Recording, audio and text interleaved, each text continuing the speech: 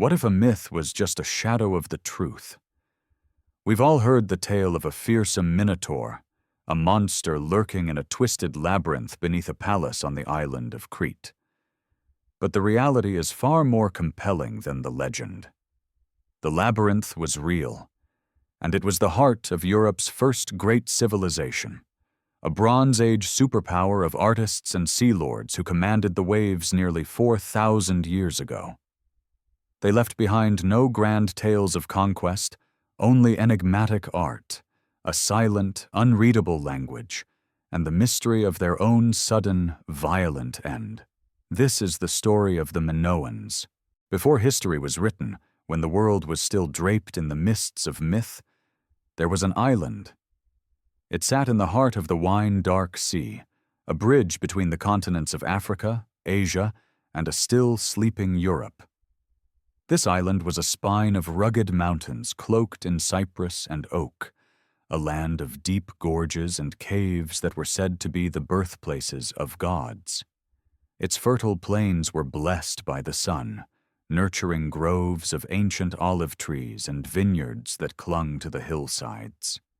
Its position was a destiny waiting to be fulfilled, a perfect stage for a new kind of power to emerge, one not built on conquering land, but on mastering the sea itself.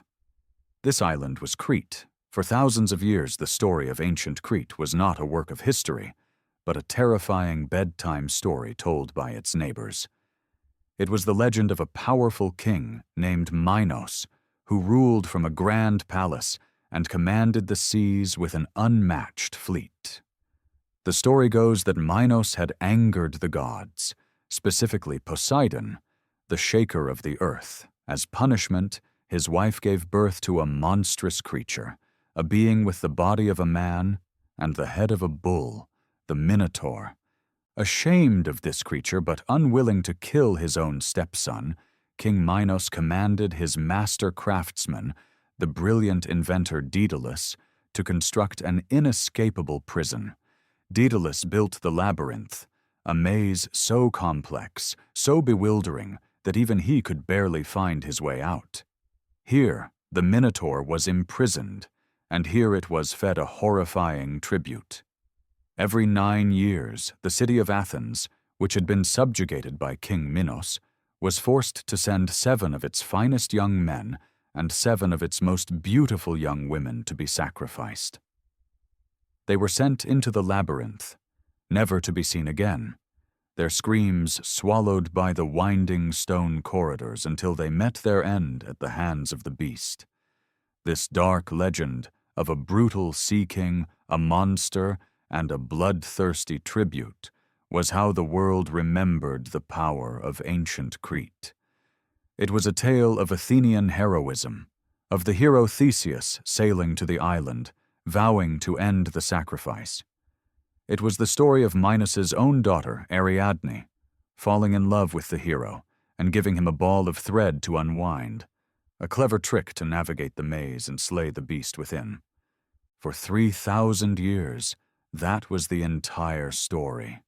A myth, a dark fantasy from the dawn of Greek consciousness, a warning about the hubris of kings and the monsters that lurk in the dark. The great palace, the labyrinth, the sea empire of Minos, all of it was relegated to the same realm as gods on Mount Olympus and one-eyed giants. No one believed it was a real place, a real history. No one, that is, until a man with deep pockets and an even deeper obsession arrived on the island at the dawn of the 20th century. His name was Arthur Evans. He was a British archaeologist, a scholar of antiquity, who was not searching for a monster, but for a clue. He was hunting for the origin of a mysterious script he had seen on ancient seal stones, a form of writing older than any known in Europe. His search led him to Crete, an island just emerging from centuries of Ottoman rule, a land of myth and memory. He was drawn to a specific hill, a place called Kephala, where local lore whispered that an ancient city lay buried. In the year 1900, Evans purchased the entire hill and began to dig. The results were not just successful, they were instantaneous and utterly astonishing. Within the first few hours, the Earth began to give up its secrets. Walls of a massive, complex structure began to emerge from the soil. It was not a simple fort or a town. It was a sprawling, multi-storied building of a scale and complexity that defied belief. Day after day, week after week, more of the structure was revealed. A room with a magnificent throne made of gypsum, flanked by frescoes of griffins, mythical beasts guarding a long-vanished ruler. Grand staircases leading to upper floors that had collapsed millennia ago. Vast storerooms lined with enormous clay jars, some taller than a man, capable of holding thousands of gallons of olive oil, wine, and grain. This was not just a palace. This was the administrative and economic heart of a civilization. Evans had found it. He had found the palace of the legendary King Minos. He named it Knossos, and he named the people who built it the Minoans. The world was stunned. This was not the grim, brutal fortress of the myth. The walls that Evans uncovered were not decorated with scenes of war and conquest, but with vibrant, joyful frescoes of life itself. Dolphins and fish leaped across blue walls. Elegant women with elaborate hairstyles and fashionable dresses gathered in courtyards. Young men with long, dark hair performed acrobatic feats over the backs of charging bulls. There was a sense of movement, of nature, of a people who celebrated life. Evans realized he had not simply discovered a lost city, he had unearthed Europe's first great civilization, a Bronze Age superpower that had flourished more than 1,000 years before the Golden Age of Athens. But the story of the Minoans did not begin with the grand Palace of Knossos. To find their true dawn, we must dig deeper, back into the silence before the myths were ever spoken. Long before the first stone of the palace was laid, Crete was already an ancient land. The first humans arrived on the island thousands of years earlier, in the Neolithic period, the New Stone Age. They were likely pioneers from Anatolia, modern-day Turkey, crossing the sea in simple boats, bringing with them the seeds of a new way of life. They brought wheat and barley, sheep and goats. They settled in the fertile plains and lived in small, tight-knit communities, building their homes from mud brick and stone. For thousands of years, they lived this simple agrarian life.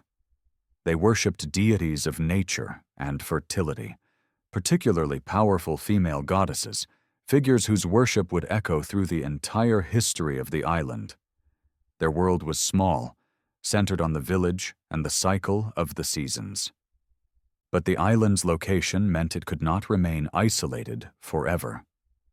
As the third millennium before Christ began, the world was changing. The Bronze Age had arrived. New technologies and new ideas began to sweep across the Mediterranean. The people of Crete learned the magic of metallurgy, how to smelt copper and tin to create bronze, a metal that would transform their tools, their weapons, and their society. Trade began to blossom. Cretan sailors, in their long-oared ships, started to connect with the neighboring islands of the Cyclades and beyond to the powerful ancient civilizations of Egypt and the Near East. They traded their timber, their olive oil, and their finely crafted pottery for the metals and exotic goods of distant lands. With this trade came wealth, and with wealth came complexity. Society began to stratify. Powerful families or clans emerged, controlling trade routes and accumulating resources. This growing prosperity and organization can be seen in their burial customs. In the Messara plain in southern Crete, they built impressive circular stone tombs, where entire communities were buried over many generations, laid to rest with their pottery, their jewelry, and their bronze daggers. This was the long, slow dawn of the Minoan civilization. It was a period of gradual growth, of communities slowly linking together, of wealth accumulating, and of a unique cultural identity beginning to form. They were not yet a unified kingdom or an empire. They were a collection of prosperous chiefdoms, laying the groundwork for the explosion of creativity and power that was to come. They were learning to read the sea, to harness the bounty of their island, and to look outward with confidence. The stage was set, the wealth was gathered, the skills were honed. All that was needed was a catalyst to transform these scattered, prosperous towns into a civilization whose brilliance would radiate across the entire ancient world. That catalyst would be the rise of the great palaces, monuments of a power and sophistication that the world had never seen before. The age of myth was ending, and the age of the Minoans was about to truly begin. The slow dawn on Crete was over.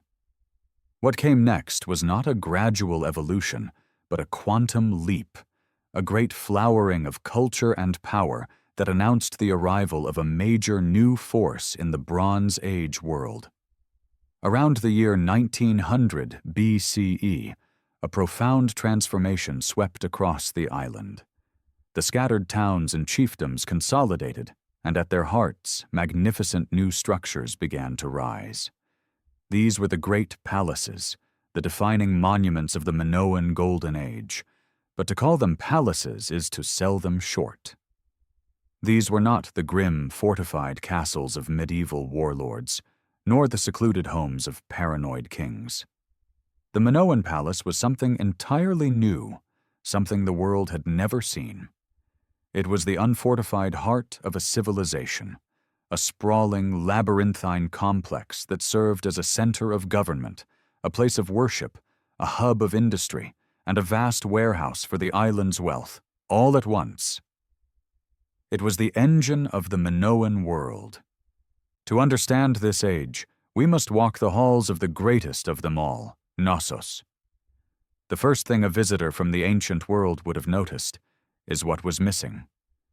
There were no massive defensive walls, no moats, no intimidating watchtowers. This was not a structure built from fear. It was a statement of supreme confidence. The Minoans did not fear invasion from their neighbors on the island, and they did not fear pirates or foreign armies from across the water. Their true wall was the sea itself, and their defense was their unparalleled navy, their fleet of swift ships that controlled the waves. This profound sense of security shaped everything that happened within the palace. It was a place of openness, light, and air. The architects were masters of space, designing the complex not as one single building, but as a series of structures and pavilions connected by courtyards and corridors, all built around a massive, rectangular central court. This central court was the heart of the palace, and the heart of Minoan public life. A vast, paved plaza, it was the stage for grand processions, community gatherings, and sacred ceremonies that bound the people to their leaders and their gods. This is likely where the famous bull-leaping rituals took place, the dangerous acrobatic spectacles immortalized in their art. From this court, one could enter the different wings of the palace, each with its own purpose.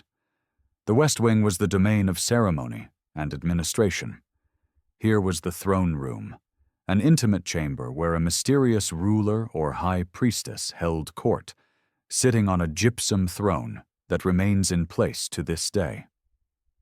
Here were the sacred repositories, where excavators found precious ritual objects, including the famous faience figurines of the snake goddesses. Long corridors were decorated with frescoes of solemn processions, depicting a finely dressed people bringing offerings to a power that remains unseen. The east wing, connected by a grand staircase, was likely the residential and industrial quarter. Here, the ruling elite lived in multi-storied apartments with astonishingly modern amenities. Large windows and porticos filled the rooms with light. Walls were decorated with some of the most beautiful art in the palace. And deep within the structure, they had a drainage system of terracotta pipes that provided sanitation, a level of engineering sophistication that would not be seen again in Europe for more than 1,000 years. This wing also housed the workshops of the palace's master artisans. Potters, weavers, jewelers, and painters worked here, producing the exquisite goods that were the signature of Minoan culture. The palace was not a quiet place. It was a bustling, vibrant city in miniature, humming with the work of bureaucrats, priests, artists, and laborers. And Knossos was not alone. Across the island, other great palaces rose, each commanding its own region. In the south, overlooking the fertile Messara plain, was Phaistos, a palace of magnificent architectural design, famous as the site where the enigmatic Phaistos disk, a clay tablet covered in a unique spiral of unreadable symbols, was discovered. On the northern coast was Malea, a palace with vast workshop quarters, suggesting it was a major center of production. And on the far eastern tip of the island, the Palace of Zakros served as the gateway to the east. Built in a sheltered bay, it was a vital port, and in its ruins, archaeologists found a treasure trove of imported goods, including elephant tusks from Syria and copper ingots from Cyprus, a testament to its role as a hub of international trade. This trade was the lifeblood of Minoan power. They were the masters of the Mediterranean Sea, creating a network of commerce that was the first of its kind. Historians call this a thalassocracy, a word derived from the Greek for rule of the sea. Minoan ships, recognizable by their single mast and high, curved sterns, were a common sight in the harbors of Egypt, the Levant, and the Aegean islands. They exported the bounty of Crete, vast quantities of olive oil, the liquid gold of the ancient world, wine from their sun-drenched hills, timber from their mountain forests, and above all, their magnificent crafts. In return, they imported the raw materials their island lacked, copper from Cyprus and tin from Anatolia to fuel their bronze industry, gold, ivory, and precious stones from Egypt to satisfy the tastes of their elite, lapis lazuli that traveled all the way from the mountains of Afghanistan. They established outposts and colonies across the Aegean, most notably at Akrotiri on the island of Thera, a Minoan city in miniature, perfectly preserved by a volcanic eruption. This maritime empire brought unimaginable wealth to Crete and allowed their unique culture to flourish in peace and prosperity for centuries. Nowhere is the spirit of this golden age more visible than in their art. Free from the rigid, militaristic traditions of other Bronze Age empires, Minoan artists created works that were dynamic, naturalistic, and full of life. Their frescoes are a window into their world. We see the famous bull-leaping fresco from Knossos, a scene of fluid motion and high-stakes ritual, with male and female athletes vaulting over a charging bull. The meaning of the scene is debated, but its energy is undeniable. We see nature in all its glory. A blue monkey climbing rocks, a cat stalking a pheasant in a field of ivy, and dolphins leaping through a sea of abstract swirls in the queen's chambers. Their pottery was equally revolutionary. In the early palace period, they perfected a style known as camarés ware, pottery with eggshell-thin walls and bold, swirling abstract designs in red and white on a black background. Later, in the marine style, their vases and jugs were covered in astonishingly realistic depictions of sea life. An octopus wraps its tentacles around the body of a vase, its eyes staring out at the viewer, its form perfectly adapted to the shape of the pot. This was an art born from a people who lived in harmony with the sea. From grand frescoes to tiny, intricate gold rings and carved seal stones, Minoan art reveals a world that was elegant, peaceful, and deeply connected to the rhythms of the natural world. This, then, was the peak of the Minoan civilization, an island of magnificent palaces, open to the sun and the sea, a people whose power was projected not by armies, but by ships, a society of immense wealth, sophisticated taste, and artistic genius. For nearly 500 years, they presided over a golden age of stability and prosperity. But looking at their vibrant, joyful art and their peaceful, unfortified palaces raises profound questions. Who were these people who valued nature over war and ceremony over conquest? What gods did they worship in their sacred caves and hilltop shrines? And what was daily life truly like for the men and women who lived in the shadow of these great palaces? To find the answers, we must look past the art and the architecture and into the heart of their society. The grand palaces and the bustling ports tell us what the Minoans built, but they do not tell us who they were. To truly understand this civilization, we must look for the people themselves, for the faces behind the frescoes and the hands that shaped the clay. What we find is a society that, in many ways, seems startlingly different from its Bronze Age contemporaries. While the empires of Egypt and Mesopotamia were dominated by the images of mighty kings, warrior pharaohs, and conquering armies, the world of Minoan art presents a very different picture. Kings, if they existed in the way we understand them, are strangely absent. There are no grand statues of a single, all-powerful ruler, no carvings of a monarch smiting his enemies. Instead, the focus is on the community, on processions, on festivals, on shared rituals. The figures of authority that do appear are often priests or priestesses, their power seemingly derived from their connection to the divine, not from military might. This has led many to wonder about the very structure of Minoan society. Was it a kingdom? A series of independent city-states ruled by priest-kings?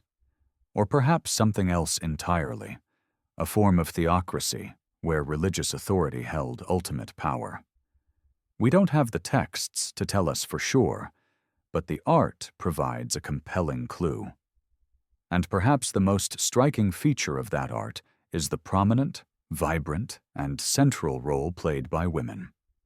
In the frescoes of Knossos, women are everywhere. They are depicted with elaborate curled hairstyles, wearing flounced skirts and open bodices that bared their breasts in a fashion that was likely both ceremonial and a statement of status. They are shown as key participants in religious ceremonies and public spectacles.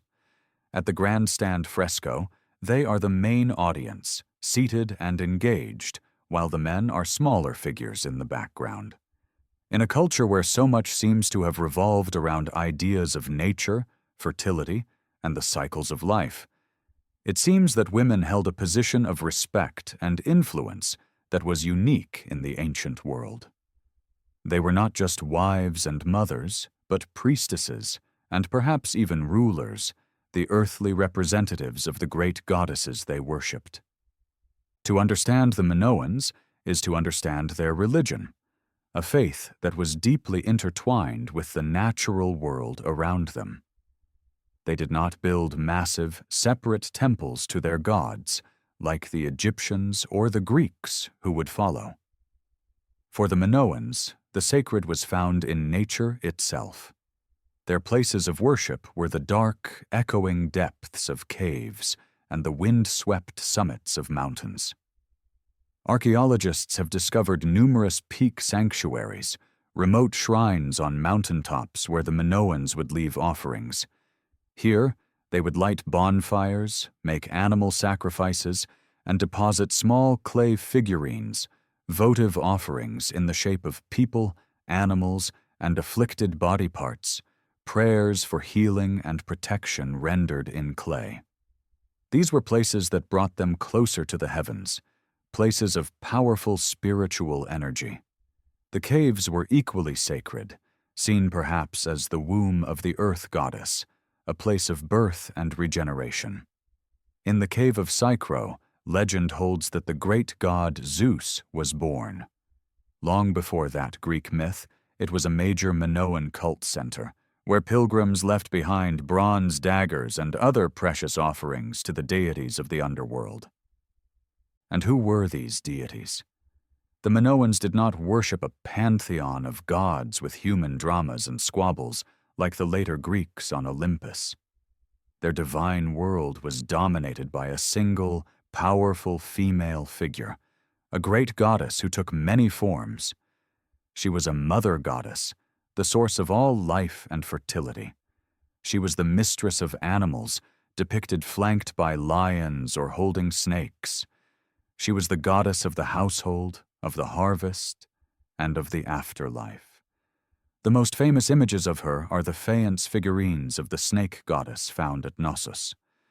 A woman with a confident gaze, holding a writhing snake in each of her outstretched hands, with a feline perched on her headdress. The snake, a creature that sheds its skin, was a powerful symbol of rebirth and regeneration throughout the ancient world, and for the Minoans, it was clearly a central element of their faith. Alongside this dominant goddess were other sacred symbols. The most pervasive is the labrise, the double axe. It appears everywhere, carved into the stone pillars of the palaces, painted on pottery, and crafted as ceremonial objects in gold and bronze. It was not a weapon of war. The blades are often too thin to be functional. It was a purely religious symbol, perhaps representing the power of the goddess or the flash of lightning from the heavens. Its importance is so central that some have suggested the word labyrinth itself may not mean maze, but rather house of the double axe. Another key symbol is the horns of consecration, a stylized representation of the horns of a bull, placed on the roofs of shrines and palaces. The bull was an animal of immense power and significance for the Minoans. It symbolized strength, virility, and the untamed forces of nature. And it was at the center of their most famous and most enigmatic ritual. The bull-leaping ceremony, depicted so vividly on the walls of Knossos, was not a bullfight in the Spanish sense. The animal was not meant to be killed. It was a highly skilled, highly dangerous acrobatic performance. The frescoes show a consistent pattern. One figure, often a woman, holds the bull by its horns. A second figure, a man with a dark skin tone, is shown in mid-air, somersaulting over the bull's back. A third figure, another woman, stands behind the bull with arms outstretched, ready to catch the leper. For years, scholars thought this sequence was a stylized representation, an impossible feat. But modern acrobats have demonstrated that such a vault is, in fact, possible, though it requires incredible courage, timing, and athleticism. What was the purpose of this breathtaking ritual? Was it a religious ceremony? A reenactment of a myth where humans temporarily mastered the wild power of nature? Was it a rite of passage for the youth of the Minoan elite, a dangerous test to prove their bravery and readiness for adulthood? Or was it simply a form of sacred sport, a thrilling spectacle for the crowds gathered in the central courts of the palaces? The answer is likely a combination of all three. It was a deeply serious, deeply meaningful performance that expressed the core of the Minoan worldview. A complex relationship of respect, reverence, and ritual control over the powerful forces of the natural world. From the elegant women in their courts to the powerful bulls in their arenas, from the sacred symbols on their walls to the remote shrines on their mountains, Minoan life was a rich tapestry of community and belief. They created a society that valued beauty and ceremony, and for a time, They lived in a seemingly perfect balance with the world around them. But that balance was fragile, and a force of nature was gathering just to the north, a power far greater than any bull that would soon be unleashed with unimaginable fury and change their world forever. A civilization as complex and far-reaching as the Minoan could not function on memory alone. The great palaces were not just homes and temples, they were centers of a vast economy. Day after day, a river of goods flowed into their storerooms. Olive oil, wine, grain, wool, spices, and precious metals. This wealth had to be managed. It had to be inventoried, recorded, and redistributed. The Minoan elite needed to know who had paid their taxes, how much grain was in storage for the lean months, and how many jars of oil were being loaded onto ships bound for Egypt. For this, they needed something more powerful than memory. They needed writing. But unlike the Egyptians who carved histories of their pharaohs onto stone, or the Mesopotamians who wrote down their epic poems, the Minoans developed writing for a much more practical purpose: administration. Their story, as they wrote it, was a story of numbers, lists, and logistics. Their first attempt at writing was a system we call Cretan hieroglyphs. Emerging in the same period the first palaces were built, it was a beautiful and ornate script, composed of pictographic signs. Each character was a tiny, recognizable image drawn from their world. An eye, a ship, a cat, a double axe, a human figure. This script was primarily used on decorative stone seals, small personal items used to impress a unique mark into clay, perhaps to claim ownership or authorize a transaction. While we can recognize the images, the script itself remains a mystery. We do not know what language it represents or how it was read. The most famous and most baffling example of this early script is the Phaistos disc. A flat, fired clay disc, about 6 inches in diameter, it is covered on both sides with a spiral of stamped hieroglyphic symbols. The signs are unlike any others found on Crete, and the method of its creation, using reusable stamps, makes it a kind of primitive printing, thousands of years ahead of its time. To this day, no one knows what it says, where it was made, or why. It is an orphan text, a message from a lost world that we will likely never understand. As their society grew more complex, the Minoans needed a faster, more efficient script for their daily bookkeeping. Drawing detailed pictures was too slow, and so they developed a new system, one we call Linear A. The name, given by Arthur Evans, simply describes its appearance. The ornate pictures of the hieroglyphs were streamlined into simple, clean, linear strokes. It was a syllabic script, where each character represented a sound, like ka, tai, or ro. This was the true working script of the Minoan Golden Age. On hundreds of clay tablets unearthed from palaces and villas across Crete, Minoan scribes used a sharp stylus to record the endless lists of their palace economy. We can see them at work, their tablets baked hard by the fires that eventually destroyed their buildings, preserving their records for eternity. We can even see their accounting system. We can read their numbers. We can recognize the small pictograms next to the numbers that represent commodities. A jar for wine, a stalk of wheat for grain, a horned head for an ox. We can see their bureaucracy in action, but we cannot hear its voice, because Linear A has never been deciphered.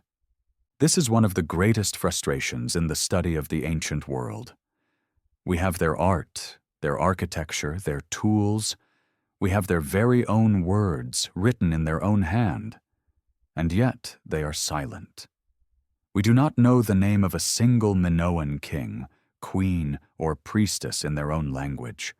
We do not know the original names of their great cities, not even Knossos itself. We do not know the words they used in their prayers to their snake goddess. Their language, the tongue of Europe's first great civilization, is lost. For a time, it seemed the key might be found in a sister script. In the final phase of Minoan civilization, and later on the Greek mainland in the cities of the Mycenaeans, a new but very similar script appeared. Evans called this one Linear B. It used many of the same signs as Linear A, but with some distinct differences. For decades, it too remained an enigma. The story of its decipherment is the story of a brilliant obsession. A young English schoolboy named Michael Ventris attended a lecture by Arthur Evans in the 1930s and became captivated by the mystery of the undeciphered scripts. He dedicated his life to solving the puzzle, not as a professional academic, but as a passionate amateur architect. He spent years methodically compiling tables of the linear B symbols, analyzing which signs appeared at the beginning of words, which at the end, and which appeared most frequently. He created a complex grid, slowly assigning potential phonetic values to the characters based on patterns and educated guesses, all while working under the common assumption that the underlying language was some unknown tongue, perhaps related to Etruscan. Then came the breakthrough. In the summer of 1952, while working on a series of tablets from the Mycenaean city of Pylos, he began to experiment with a radical idea. What if the language was not some lost Minoan tongue, but a very archaic form of Greek? He applied his hypothetical sound values to a word that appeared on the tablets next to a picture of a tripod cauldron. The word that emerged, tiripode, looked remarkably similar to the Greek word tripodes. With mounting excitement, he tried another. A word next to a picture of a goblet yielded keitorowe, astonishingly close to the Greek tetraos, meaning four-handled. He had found it. The code was broken. Michael Ventris had proven that Linear B was a script borrowed from the Minoans and adapted by the Greeks to write their own language. It was a monumental achievement, pushing back the history of the Greek language by hundreds of years. This triumph should have been the final key. Scholars, armed with the phonetic values Ventris had unlocked for Linear B, turned eagerly back to the original mystery, Linear A. The two scripts shared dozens of characters. The logic was simple. Apply the known sounds from Linear B to the same symbols in Linear A, and the lost Minoan language would finally speak. But as they performed the transcription, the result was heartbreaking gibberish. The sequences of syllables that emerged, like kukanadaro and paito, formed words that matched no known language on Earth. The key that had unlocked the Greek script had jammed in the Minoan lock. The sounds were there, but the meaning was gone. The Minoans, the people who gave writing to the early Greeks, remained stubbornly, defiantly silent. Their thoughts, their history, their names are trapped forever behind a veil of elegant, linear symbols. We are left to gaze upon their world as through a pane of glass, able to see everything in vibrant color, but unable to hear a single word. And perhaps it is for the best that their voices fell silent, for they would have had no words to describe the fury that was about to be unleashed upon their world from the north, a cataclysm that would tear their golden age apart. 70 miles to the north of Crete, nestled in the sparkling blue of the Aegean, lay another island. In the Bronze Age, it was not the crescent moon shape we know today as Santorini. It was a round island, a verdant paradise of vineyards and sunny shores, known perhaps as Calliste, the most beautiful one. And on its southern coast, facing Crete, was a city that was a jewel of the Minoan world. Today we call it Akrotiri. It was a bustling and wealthy port town, a vital node in the Minoan trading network. Its people were prosperous, living in 2- and 3-story houses with large windows, balconies, and sophisticated plumbing. Their walls were adorned with magnificent frescoes, art just as vibrant and beautiful as that found in the great palaces on Crete. Fishermen setting out in their boats, blue monkeys climbing volcanic rocks, elegant ladies gathering saffron. Life in Akrotiri was good. It was a city at peace, a testament to the stability and prosperity of the Minoan Golden Age. But this city, and the island it rested on, was a time bomb. For the beautiful island of Thera was not an island at all. It was the cone of a colossal, sleeping volcano. In the middle of the 17th century BCE, after centuries of slumber, the volcano began to stir. The ground trembled. A series of earthquakes, powerful and unnerving, shook the island, causing the walls of the city to crack and collapse. These first tremors were a warning. The archaeological evidence tells a remarkable story. In the ruins of Akrotiri, unlike at Pompeii, no human remains have ever been found. The people understood the danger. They gathered their most precious belongings and they fled, evacuating the city and likely the entire island in their ships. They left behind furniture, huge jars of food, and their beautiful art, a city frozen in a state of hurried departure. They escaped the eruption itself, a small mercy in a much larger tragedy. They had no way of knowing that they were fleeing not just their homes, but the end of their world. For what came next was not just an eruption. It was a cataclysm, an explosion of a scale so immense it has few parallels in recorded history. It began with an explosion that defies imagination, with a roar that would have been heard as far away as Egypt and Scandinavia. The volcano blew its top. A gargantuan column of superheated ash, pumice, and gas was blasted more than 20 miles into the stratosphere, an angry gray pillar that punched a hole in the sky. For the people on Crete and across the Aegean, the world went dark.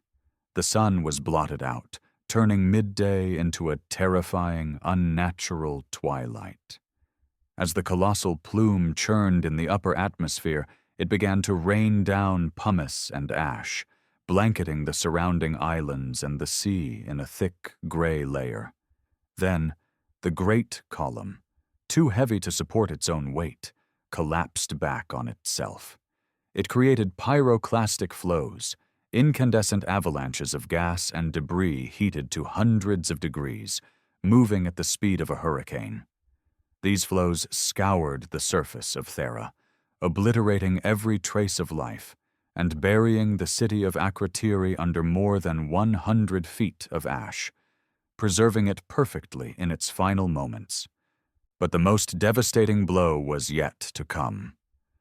The heart of the volcano, its magma chamber now completely empty, could no longer support the weight of the mountain above it. The entire center of the island of Thera collapsed, plunging downwards into the sea in a catastrophic implosion. This event, the formation of the Great Caldera, displaced a massive volume of water, giving birth to a monster, a tsunami. On the northern shores of Crete, the first sign would have been the sea itself behaving strangely, pulling back from the coastline in a long, unnatural retreat, exposing the sea floor in the harbors and bays. Then, on the horizon, it would have appeared. A wall of dark water, perhaps 30, 50, maybe even 100 feet high, moving with terrifying speed. The wave struck the northern coast of Crete with unimaginable force. It was a blow aimed directly at the heart of Minoan power. Their great fleet, the swift ships that were the source of their wealth and the guarantors of their security, were annihilated. Ships at anchor were smashed to splinters against the shore. Those in the harbors were lifted like toys and thrown inland. The Minoan navy, the instrument of their thalassocracy, was effectively destroyed in a single afternoon. The wave did not stop at the shore. It surged inland for miles, wiping out the prosperous coastal towns, the luxurious villas, and the vital port facilities. It inundated the fertile coastal plains with salt water, poisoning the fields and ruining the harvests for years to come. The economic engine of the Minoan world, so dependent on maritime trade and coastal agriculture, was shattered. The immediate destruction was followed by a slow, creeping decay. For days, the sky remained dark, choked with volcanic ash. This ash then fell like a gray snow across the central and eastern parts of Crete, blanketing fields and pastures. It would have suffocated crops, poisoned livestock, and led to widespread famine. The intricate network of trade that had brought them wealth and exotic goods was severed. Their industrial production, deprived of imported raw materials, would have ground to a halt. And then there was the psychological trauma. For a people whose religion was so deeply connected to the beneficence of nature, this event would have been an incomprehensible horror. The sun vanished, the earth shook, and the sea, their protector and provider, had risen up to attack them. It would have felt like a profound and terrible judgment from the gods, a sign that the order of their world had been broken, that their civilization had been forsaken. The Minoan civilization did not die on the day Thera exploded, but it was mortally wounded. The eruption did not wipe them out, but it brought them to their knees. Their fleet was gone, their economy was in ruins, their food supply was compromised, and their spirit was broken.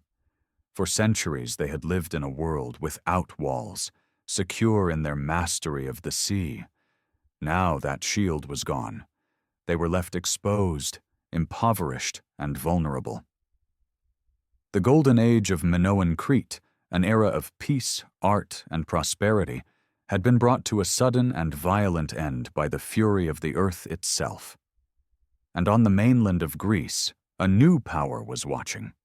A different kind of people, a people of warriors and citadels who saw the wounded sea empire and recognized that their moment had finally come. The fury of Thera had passed, but it left behind a shattered world. The great wave had receded, but the Minoan confidence never returned. They were a civilization wounded to its very core. Their fleet, the source of their power, lay in ruin. Their coastal economy was a wasteland. Their people were likely starving, disillusioned, their faith in the order of the world broken. For centuries they had been the undisputed masters of the Aegean, a beacon of peace and prosperity. Now they were vulnerable, a shadow of their former selves, and their weakness did not go unnoticed. Across the sea, on the mainland of Greece, a new power had been rising. They were the Mycenaeans, and they were everything the Minoans were not. The Mycenaeans were a people of warriors. They did not build open, airy palaces. They built immense, fortified citadels, places like Mycenae and Tiryns, with massive walls so thick that later Greeks believed they had been built by the mythical Cyclopes. Their leaders were not priestesses or ceremonial figures. They were warrior kings. Awanics, buried with their golden death masks, their swords, and their spears. Their art was not filled with leaping dolphins and blooming flowers. It was rigid, formal, and dominated by scenes of war and the hunt. The chariot, the boar's tusk helmet, and the figure-8 shield were their icons. Where the Minoans had mastered the sea, the Mycenaeans were mastering the arts of conquest. They were an ambitious, aggressive, and expanding power, and in the crippled Minoan civilization, they saw the ultimate prize. The end did not come in a single fiery invasion. It appears to have been a more gradual takeover, a slow tightening of a grip on the weakened island. Mycenaean warriors may have first arrived as mercenaries, hired by Minoan towns to keep order in the chaotic aftermath of the disaster. Perhaps they were invited as allies, their military strength a welcome support for the struggling Minoan elite. But they did not remain guests for long. The archaeological record tells a clear story of a new order on Crete. Mycenaean-style weapons and warrior graves begin to appear, a stark contrast to the peaceful burials of the Minoan past. The art begins to change, losing its fluid, naturalistic grace and becoming more stiff, more formal, more Mycenaean. But the most definitive evidence of the takeover was found in the ashes of Knossos itself. In the final phase of the palace's life, the administration was conducted using the linear B script. This was the moment of revelation. The new masters of the Labyrinth, the rulers of the remnants of the Minoan world, were Greek speakers. The Mycenaeans had taken control of the very heart of the former empire. For a time, it seems Knossos was the only palace left operating, a lone administrative center ruling over a subjugated island. The Minoan people still worked the fields and crafted the pottery, but now they answered to foreign lords. The old world was gone. A new martial aristocracy was in charge, their Greek voices echoing in the halls that were once home to the snake goddess and the bull leapers. This final hybrid chapter of Minoan Mycenaean Crete was also doomed.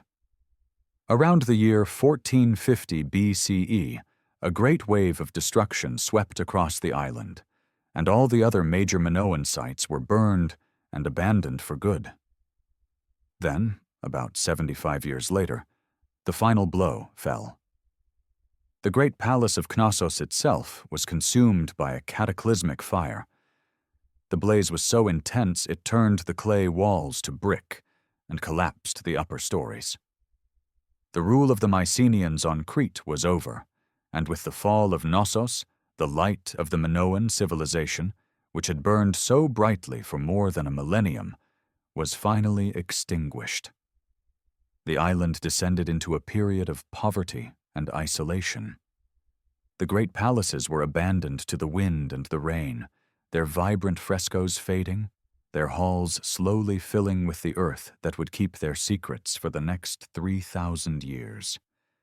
But a civilization so brilliant does not vanish without a trace. The Minoans were gone, but their legacy endured in the culture of their conquerors. The Mycenaeans, for all their martial prowess, were in awe of the sophisticated culture they had absorbed. They adopted Minoan fashions, Minoan religious symbols like the horns of consecration, and Minoan artistic techniques. They learned the arts of fresco painting, of seal carving, and of building complex palaces from their Cretan subjects. Most importantly, they learned the art of writing. Minoan civilization had civilized its conquerors, planting the seeds of high culture that would eventually blossom into the glory of classical Greece. And their memory survived in another form, as a distorted echo in the myths and legends of the Greeks. The story of King Minos and his powerful fleet was a memory of the Minoan thalassocracy. The tale of the Labyrinth was the Greek attempt to describe the bewildering, complex palace of Knossos. The myth of the Minotaur was perhaps a dark, fearful interpretation of the Minoans' sacred bull rituals. And the legend of Atlantis, the story of a mighty island empire that was swallowed by the sea in a single day and night of misfortune, has been compellingly linked by many to the cataclysmic eruption of Thera and the sudden, shocking collapse of the Minoan world. For millennia, these myths were all that was left. History forgot the Minoans. They became a footnote to a fairy tale. Until Arthur Evans pushed his shovel into the earth at Kefala Hill, and the labyrinth gave up its ghosts, the rediscovery of the Minoans was a profound gift to our understanding of the past. It revealed a chapter of European history that no one knew existed. They were a civilization of astounding creativity, a Bronze Age what if. What if a society chose art over war? What if its greatest monuments were centers of community, not fortresses of fear? The Minoans left behind no epic tales of conquest, no lineage of mighty kings. Their legacy is quieter, more enigmatic. It is the beauty of a leaping dolphin on a palace wall. It is the mystery of a silent, unreadable script. It is a tantalizing glimpse of a world that valued balance, nature, and a joyful celebration of life. Their story is a powerful reminder that history is not only written by the victors with swords, but also by the artists with brushes, and that even the most brilliant civilizations can vanish, leaving behind only the faintest echo, a whisper of a forgotten golden age.